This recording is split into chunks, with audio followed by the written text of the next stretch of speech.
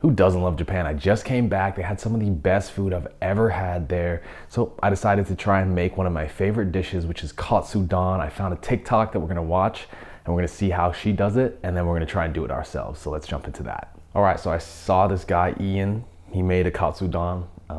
He's got a proper recipe, so let's watch this recipe. Let's see how he does it. Hopefully we can follow it and make it the same, and maybe it can take me back to Japan. So let's watch. Let's make some katsudon. It's one of my favorite Japanese dishes. It's a crispy pork cutlet tonkatsu that's simmered in a dashi broth, topped with some bean egg, and served with rice. So here I'm just gonna... Okay, so he's starting off with the cutlet, beating it down. He's using a knife. I have like the hammer thing, so I'm just gonna tenderize it with that. Egg wash, panko, pretty straightforward. Looks Be breading easy. my pork in some all-purpose flour, egg, and panko breadcrumbs. While that's frying, we're gonna start working on our sauce. I combined some homemade dashi broth with some soy sauce, mirin, white sugar, and some slices of onion. Bring it to a simmer. So it looks like the two main components, the katsu, and then this dashi broth with onions. About 3 to 5 minutes, and place your slices of pork into the pan. We're gonna top this.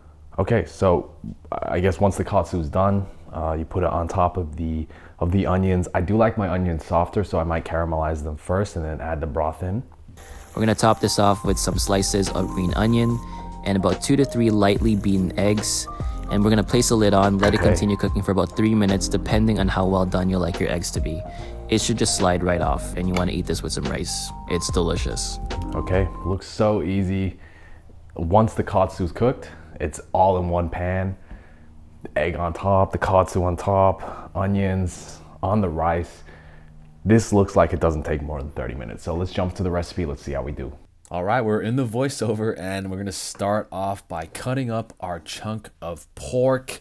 Now, I didn't use all of this because it was way too big, but once I trimmed it up, I cut off the fat. You don't want a big chunk of fat in your katsu. And then I'm gonna butterfly it. So that's just cutting it down the middle and making sure the slit is nice and wide, not too deep because you don't want to cut it in half. Then beating that thing, and then we want to flip it back around, beat it again. Now we're making sure it's an even thickness. We want it to cook very quickly. Then we're gonna make a little flour mixture, flour, salt, pepper. I added a bit of garlic powder in there as well. We're gonna mix that up and we're gonna dip our pork into that flour. This is just gonna help give it some flavor, help it hold on to the egg yolk as well. So this is how it should look. Now time for the messy part. We got some panko, we got some eggs, and we're gonna mix those eggs up. Got our egg wash, and now we can dip our pork chop into the egg. I got my dipping hand, and then I got my panko hand, my dry hand. We're gonna make sure to coat every single surface of this pork chop. We do not want any non-breaded parts on this. So if it looks like this, it's perfect. It's perfectly coated. Now we're gonna fry it up. You want your fry oil to be on medium heat, and it should take 3 to 5 minutes to cook. Let the oil drain. Let it sit on a wire rack. And once you're ready, cut it open. Look at that thing, perfectly cooked. Now we're pre-cutting it before we add it into our katsudon kind of mixture because you're not gonna have an opportunity to cut it again. How crispy is that? Anyways, we're gonna prep our bowl of rice. We're gonna fill this with a couple spoons of rice. It's up to you how much. I like a medium amount of rice, not too much. And now it's time for the fun part. We're gonna caramelize these onions. That's the only difference. I like my onions really, really soft. And then after they're soft, I add in my dashi broth. That's just dashi, some soy sauce, some sugar. And now it's time for my katsu. I add that in, let that cook for a little bit before adding in my beaten eggs. This is 2 beaten eggs. And I'm gonna let that simmer on low to medium heat. And we're waiting for the eggs to set just like this.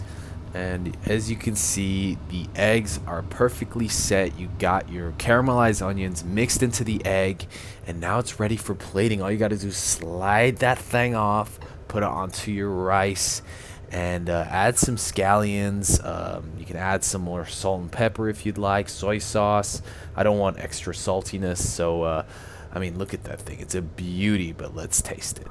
All right, the katsudon is done. It looks delicious. Let's have our first bite. Let's see how it tastes. Okay, so I got a piece with some egg, some scallions as well. Let's have a bite. So the dashi broth has seeped into the panko breadcrumb. It's so delicious. This literally took 30 minutes, under 30 minutes. So easy, so delicious. You need to try this recipe. I've never made it before and it literally came out like picture perfect. Should you try it. This is a show where I try viral recipes so you don't have to. And katsudon, you need to try this thing. It's delicious, so easy. If you want to see more content, like and subscribe. The subscribe helps heaps. Liking the video tells me that you like this type of content. If you're watching all the way to the end, thank you. I try to reply to every single comment, so comment down below, what do you want to see me make next? And yeah, that's it for this week. I'll see you guys next week.